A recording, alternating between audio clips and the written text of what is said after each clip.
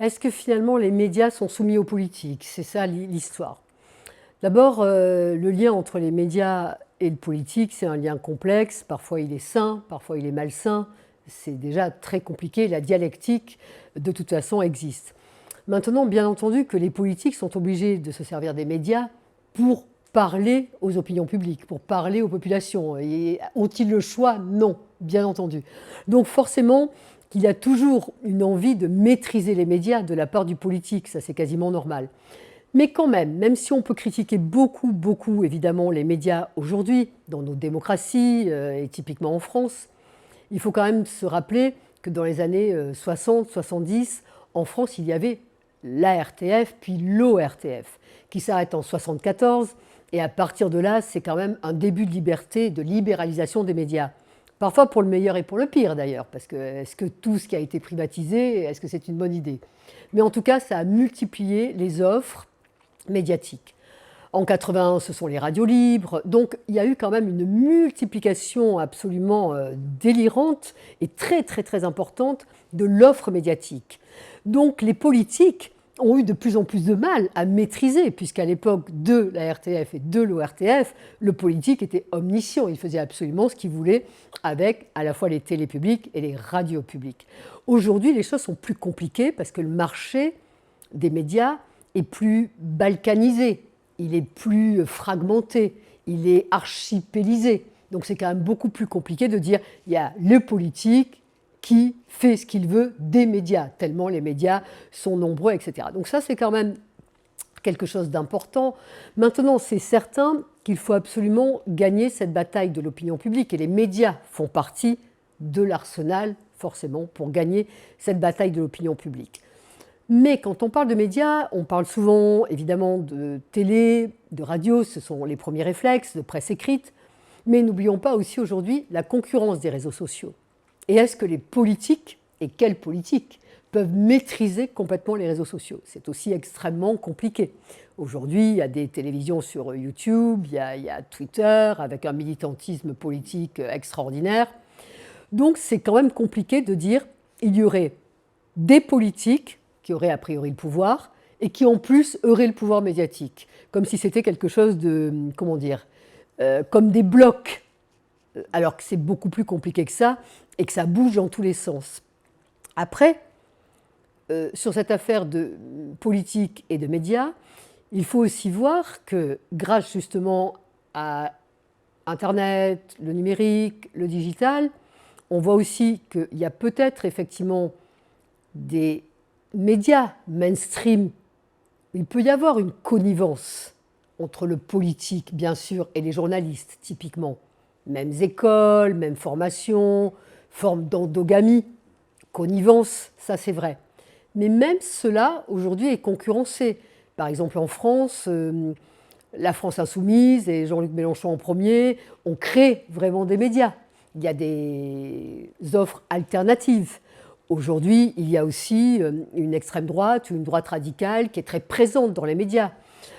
Donc, est-ce que les choses sont si linéaires que ça, comme si les politiques qui sont au gouvernement ou au pouvoir pouvaient vraiment inféoder les médias, comme si ces médias étaient uniques, alors qu'ils sont protéiformes et complexes à maîtriser? Bien entendu que toute concentration de médias pose la question de la démocratie, ça c'est évident. On dit aujourd'hui que 80% des médias en France sont détenus par 9 milliardaires, que sont Bernard Arnault, Bolloré, Xavier Niel, etc. Alors, évidemment, ça pose question, c'est vrai. Alors, il y a deux choses à dire, je trouve.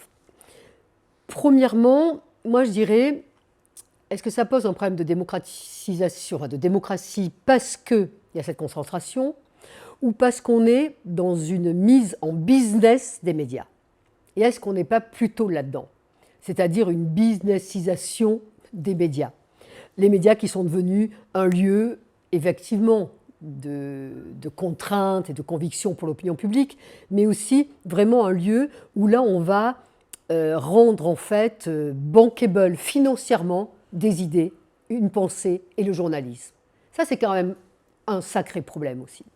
D'autant plus que cette mise en business des médias parce que les milliardaires, certes, font ça pour, évidemment, influer sur les opinions publiques, mais pas que. C'est aussi parce que c'est de l'argent, c'est d'autres formes d'influence, ça permet d'ouvrir en fait leur arsenal d'influence.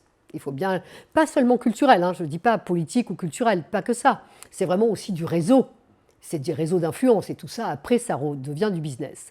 Donc peut-être plus que la question de la concentration, est-ce qu'on n'a pas plus la question du business, qu'est devenue la pensée, que sont devenues les idées.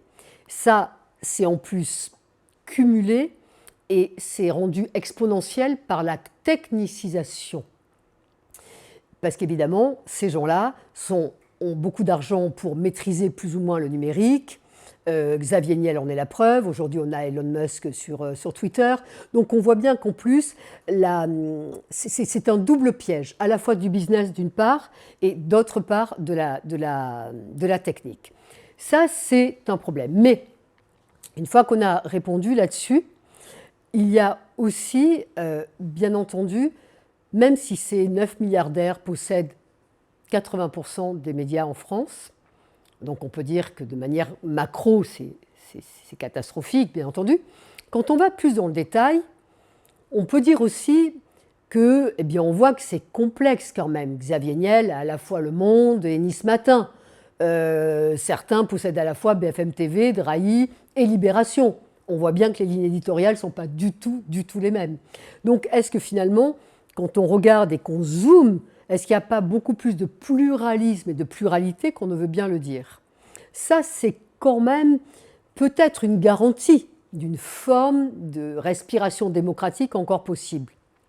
Politiquement, je dirais. D'ailleurs, on le voit.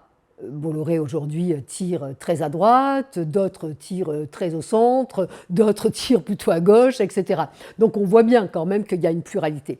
La chose qui pose question, et j'en reviens à la question du business, c'est qu'en fait, si ce sont 9 milliardaires qui possèdent autant de titres, on peut penser qu'ils ont eu des convergences d'intérêts au niveau économique et au niveau du business, justement. Peut-être plus là-dessus qu'au niveau politique. Au niveau politique, il y a peut-être de la pluralité plus qu'on ne le croit. C'est pour ça que je disais tout à l'heure aussi que le problème démocratique, il est peut-être caché derrière le problème des affaires et de l'économique. Parce que tout ça, c'est quand même du gros business derrière. C'est ça. Je trouve qu'on a souvent une parole politique sur les médias, en disant c'est pas bien, c'est pas démocratique, etc. Il n'y a pas assez de pluralisme, admettons. Mais peut-être parce que derrière, en fait, il y a des mastodontes financiers et qui veulent de toute façon augmenter encore plus leur puissance financière. Donc c'est ça qui est important. Et de toute façon, il y aura un retour sur investissement financier quand Bolloré fait C8, CNews, Europe 1, etc. Donc c'est aussi bien sûr de l'influence politique, mais c'est avant tout quand même de l'économique. C'est ça le problème. Maintenant, pour en revenir, alors évidemment que, d'ailleurs, pourquoi, si on ne peut pas critiquer Bolloré sur des chaînes de Bolloré, c'est bien pour des problèmes économiques, ce n'est pas pour des problèmes démocratiques. Ça pose après des problèmes démocratiques, bien entendu. Mais néanmoins, c'est quand même ça qui est en première intention.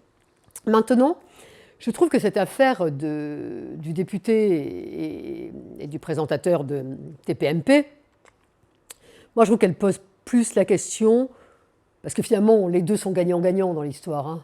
L'un a fait parler de lui, l'autre a fait parler de lui, et tout le monde a fait parler de lui, et ils étaient très contents, et les deux ont gagné dans cette affaire. La démocratie, le débat a beaucoup perdu, mais eux deux ont gagné, ça c'est certain, en termes de buzz, de bad buzz ou de good buzz, de notoriété, de visibilité. Donc, bon, mais qui sont finalement les perdants de l'affaire? Ce sont les citoyens, les citoyennes, ça c'est problématique. Mais en même temps, les citoyens et les citoyennes aujourd'hui, ils sont devant, vous savez, il y a l'expression du food porn ou du gastro-porn, quand on Instagram des plats qu'on mange, etc. Et aujourd'hui, moi j'ai envie de parler de média porn en fait. Et je trouve qu'on est vraiment là-dedans.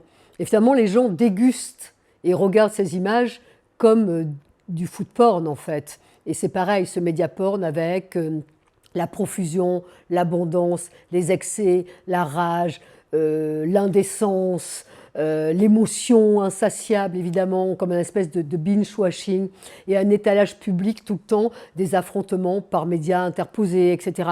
Donc cette espèce d'ère du média porn, est-ce que c'est pas celle-là qui est beaucoup plus problématique pour la question démocratique en définitive? C'est un peu ce que j'ai envie de dire en définitive.